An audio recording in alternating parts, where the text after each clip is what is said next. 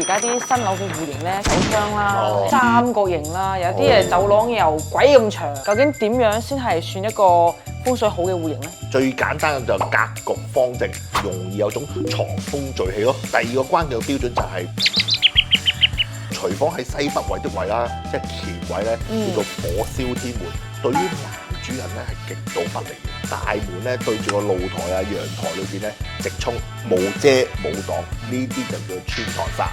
呢個就好典型咧唔聚財嘅格局啦。不如等我哋振龍師傅教下我哋一個戶型體檢心法啦。好啊！各位觀眾朋友，大家好啊！我係振龍師傅。母親節就快到啦，去到每年呢個時候咧，我都會特別感謝咧一直支持我嘅媽媽粉嚇，你哋嘅信任同埋陪伴咧，對我嚟講咧真係好珍貴嘅。所以今年咧，我親自準備咗10份禮物送俾我嘅媽媽粉啊！我會係母親節當日親手送俾10位幸運嘅朋友。至於參加嘅方式，好簡單嘅啫。只要你點擊影片之下嘅評論區嘅置頂連結，總共10個名額，中獎嘅朋友，我嘅工作人員咧就會親自聯絡你噶啦，話俾你知詳細領獎嘅信件同埋地點。希望透過呢份少少嘅禮物，可以向各位媽媽粉表達我對你哋嘅尊敬同埋嘅祝福。再次多謝大家嘅一直嘅支持，預祝大家母親節快樂，合家安康。Hello， 大家大家好好，歡迎嚟到振龍師傅嘅 channel。師傅啊，我近排咧有去陪朋友睇下樓啦。你朋友買樓啊？係，咁我發現咧而家啲新樓嘅戶型咧，其實有啲千奇百怪啦。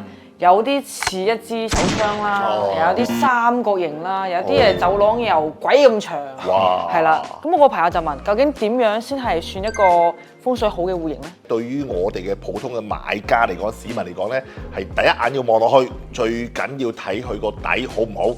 個底就係咩啦？佢個形狀好唔好？咁究竟有冇一套比較簡單嘅標準，等我哋普通人去睇樓嘅時候啦，可以快速咁樣判斷咧？不如等我哋振龍師傅教下我哋一個戶型體檢心法啦。好啊，首先我俾2個簡單嘅標準大家先。嗱，第一個標準最簡單嘅就係格局方正，個形狀咧四四正正，方形也好，長形也好，佢都冇其他三尖八角，咁就會一個方正形狀啦，容易有種藏風聚氣咯。係，咁啊，亦都有啲三角形、L 型嘅手窗型，同埋漏斗型啊，同埋唔好一啲奇形怪狀嘅弧形咯。咁呢種咧就會有啲尖鋭啊，引發一啲血光之災啊，家庭不和啊，咁啊心情又唔好啊，咁啊容易有種情緒病。我建議咧就簡單啲，越係簡單越係最好嘅。明白。咁我哋第二個標準係乜嘢咧，師傅？第二個關鍵嘅標準就係要明暗合適啊。咁你明暗合適咧，就係要你睇光暗啱唔啱啊？咁我哋講陰陽嘅，咁啊客飯廳咧講陽，即係要生活個空間啊嘛。睡房咧就要陰，咁啊即係我哋有作息嘅地方啊嘛。咁啊我哋睇電視啊，咁啊喺客廳裏邊咧係我哋要光猛咯。好多時咧我會見啲客咧個客飯廳咧唔夠光，咁唔夠陽嘅情況之下咧，即是代表你個氣場唔夠，屋企嘅空間都唔夠光，即係流通唔好啦。你屋企流通唔好嘅，咁氣場唔好啊，即係你個面色暗沉，唔夠氣息啊！唔夠氣息，你慢慢久而久之啊，血氣好唔好啊？唔好，血氣唔好嘅點會有好運行咧？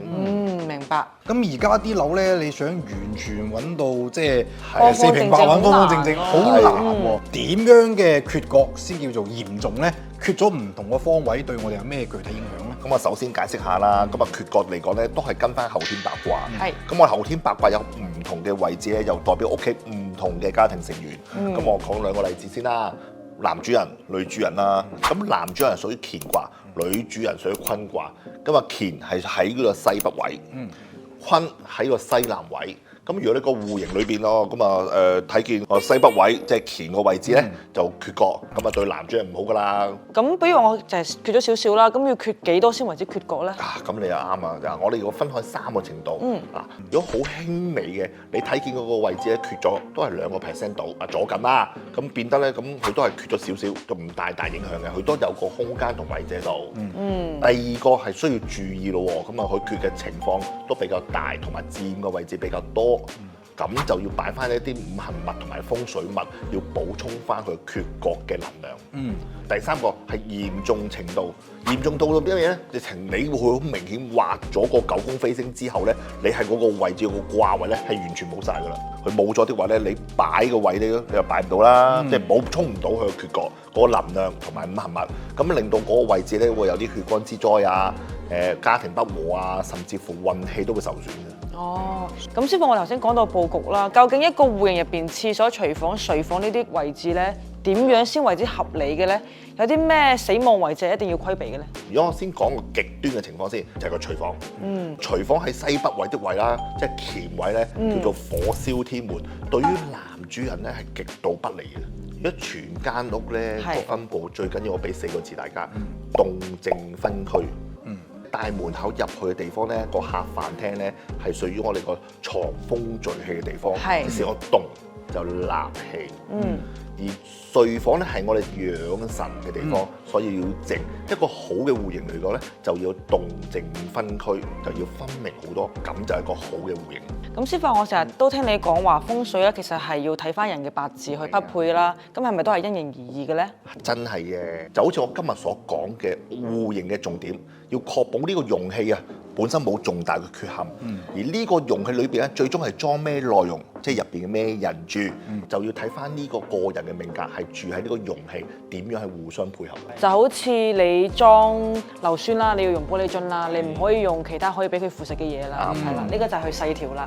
始終每一個戶型裏邊咧都住好多唔同嘅人，即係住好多唔同嘅八字，你要睇翻佢自己八字係咩特質，係咩性質，係咪合適住呢個戶型啦。哦，咁所以咧，大家咧可以跟進同師傅去學習下八字，知道自己係一個咩內容物，咁啊根據自己嘅喜忌再去揀屬於自己風水嘅靚屋。啱，風水同命理一樣，佢本身係同一個系統，佢有一種相輔相成嘅作用嘅。好啦，我哋繼續講下個戶型嘅裏邊咧門同氣嘅關係啊。好啊，咁師傅頭先你講到話門同埋氣啦，我成日都聽到話咩穿堂煞啦、門衝啦，咁究竟點樣嘅門同埋通道嘅設計會破壞成間屋嘅聚氣能力咧？我哋先講呢個穿堂煞啦，咁啊，即係有個大門咧對住個露台啊、陽台裏邊咧直衝，冇遮冇擋，呢啲就叫做穿堂煞。呢個就好典型咧唔聚財嘅格局啦。好，第二樣嘢就係門衝啦。如果大門咧對住廁所門啊、廚房門啊呢種納氣嗰種直衝個污糟嘅地方，甚至乎火燥嘅地方，咁就好容易影響健康噶啦。咁師傅話，如果我呢個門口對住個睡房咧？唉，好多啊！屋企咧，房門對房門啊嘛，房門對房門咧，咪有個好似個哭字啊嘛，咁啊兩個口嘛，咁兩個口咪成日容易吵吵鬧鬧咯。咁仲有一種情況好常見啦，就係個廁所門對住個廚房門嘅咧。呢啲好常見嘅啦，又水火不相容咯。咁啊，廚房係屬火啊嘛，廁所屬水啊嘛，水同火打交，咪水火相衝咯，兩公婆咪容易不和咯。明白。師傅，我仲有個好實際嘅問題問你。咁啊，有啲廁所咧，佢好暗啊，我哋叫暗廁就係冇窗嘅。咁咧，仲有啲黑廚就係冇窗嘅廚房。咁呢一種嘅搭配會唔會好差咧？係一定唔好噶啦。咁啊，廁所冇窗，咁啊，即係啲污濁嘅氣流咧，唔能夠可以散咯。有個窗俾佢對流啊，抽走啲細菌比較好啲嘅。咁黑廚咁啊，又係冇窗的話咧，你油煙咧就散唔到出去，入翻個客廳嗰度、飯廳裏邊，對於身體啊、肺啊、健康都唔係咁好嘅。咁啊，所以變咗最好就抽走，同埋個窗俾佢散緊去，唔好入翻去嗰個客飯廳，咁啊最好啦。